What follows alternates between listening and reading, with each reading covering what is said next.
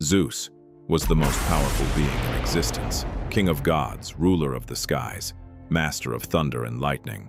He also turned into a swan once, and a bull, and golden rain, and an eagle, and a flame, not for battle, not for war, to hide from his wife. This is the story of the most powerful god in history, and his terrible decision-making. Zeus ruled from the top of Mount Olympus. Gods bowed before him, titans feared him, mortals worshipped him. But at home, things were different. Hera, goddess of marriage and family, was Zeus's wife, powerful, intelligent, extremely impatient, and she watched Zeus's every move. Zeus knew this, Hera knew this, all of Olympus knew this. Yet Zeus couldn't stop himself. Historians say Zeus had 92 children. Hera was the mother of only 3. The other 89. That's why Zeus learned to disguise himself, and that's why Hera never smiled. Today, I'm going to tell you Zeus's 4 most insane transformations. Each one a scandal. Each one made Hera angrier, and each one made history. The first story is the story of Io. Io was a young and beautiful woman. She served as a priestess in Hera's temple. Yes, you heard that right. Zeus fell in love with a priestess in his own wife's temple. This was either very brave or very stupid, probably both. Zeus began meeting Io in secret. Everything was going well, until Hera grew suspicious. One day Hera looked down from Olympus and noticed something strange. A massive cloud on earth, motionless, suspicious, completely unnatural. Hera understood immediately. This was Zeus's doing. Hera descended toward the cloud. Zeus panicked, and in an instant turned Io into a white cow. Hera emerged from the cloud, looked around. Zeus was standing there. Next to him stood an innocent-looking white cow. Hera looked at the cow, looked at Zeus again. "What a beautiful cow," said Hera. "Will you give her to me?" Zeus froze.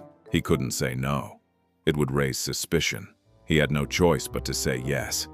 And so, Zeus handed his lover to his wife as a gift. Hera took the cow and handed her to the 100-eyed giant Argus. Argus had one job: watch the cow at all times, even while sleeping, because at least 50 of his 100 eyes remained open at all times. Zeus was helpless. Io was trapped in a field, eating grass, chasing insects, with human intelligence shining in her eyes. Finally, Zeus sent Hermes. Hermes put Argus to sleep and killed him. Io was free, but Hera wasn't finished. She sent a gadfly after Io. The fly stung her repeatedly, and Io ran across the entire world. Finally, Zeus begged Hera, swore he would never touch Io again. Hera agreed. Io became human again. But was the lesson learned?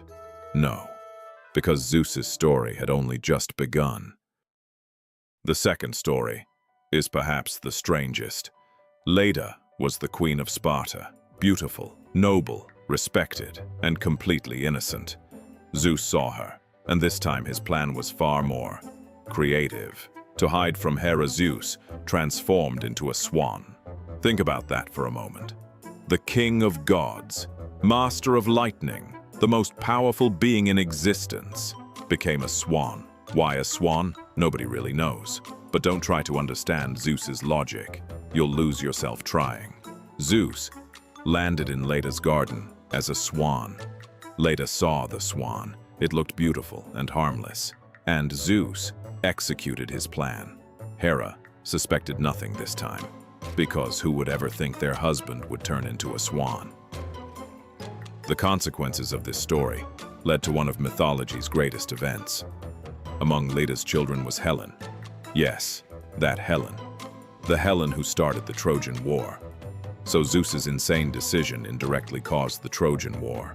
One swan, one decision, 10 years of war. Zeus's butterfly effect started one of history's greatest wars. Did Hera find out? Of course she did.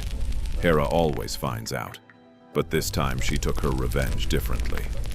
She quietly guided the events around Helen, and Troy burned, all because of a swan. The third story is Zeus's most magnificent transformation. Europa was a princess of Phoenicia. Beautiful, young, completely unaware. One day she was picking flowers on the beach with her friends. Zeus saw her, and this time his plan was even bigger. A swan? No. A cow? No. Golden rain? Not yet. This time, Zeus transformed into a white bull, but not an ordinary bull. Snow white, gleaming, eyes shining like moonlight, horns golden as sunlight, not a speck of dirt on him.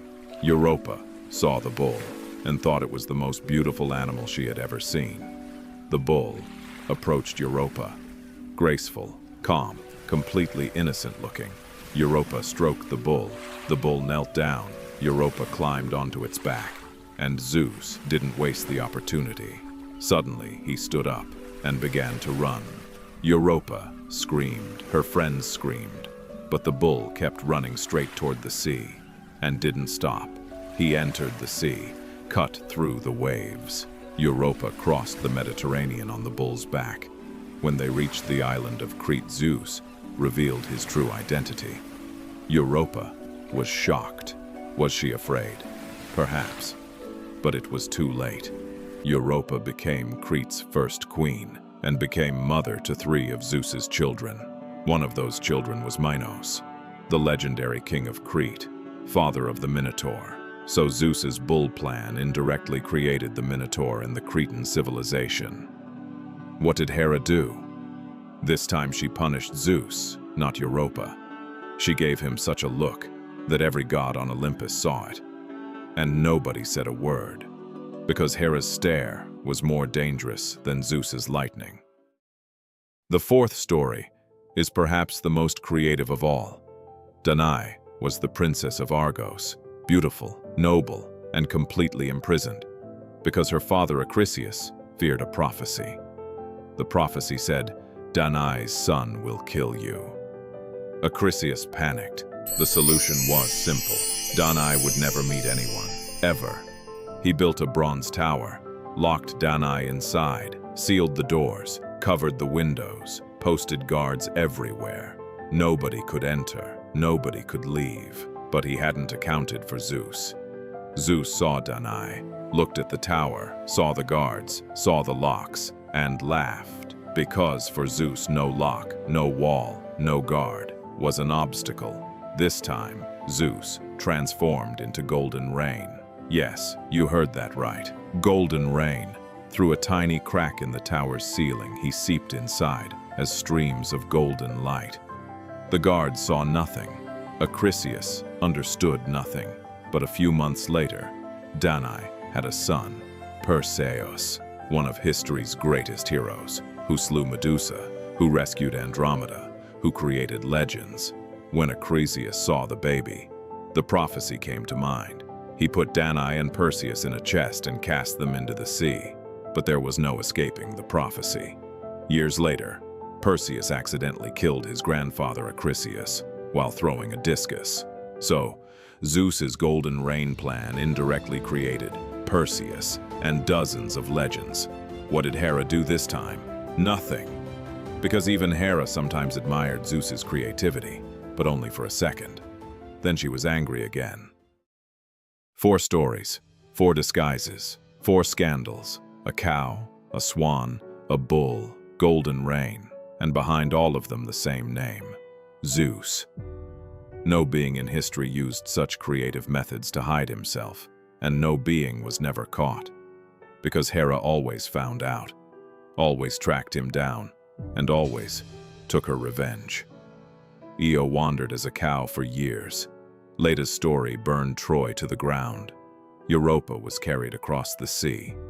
Danae was imprisoned in a tower for years. But Zeus never learned his lesson, because Zeus had 92 children. Today we told the story of only 4. 88 more stories remain. Each one a scandal, each one a new disguise. Each one made Hera a little angrier. If you want to see the rest of these stories, subscribe to the channel, because Zeus's stories are only just beginning, and Hera's patience ran out long ago. Follow for more mythology facts nobody tells you.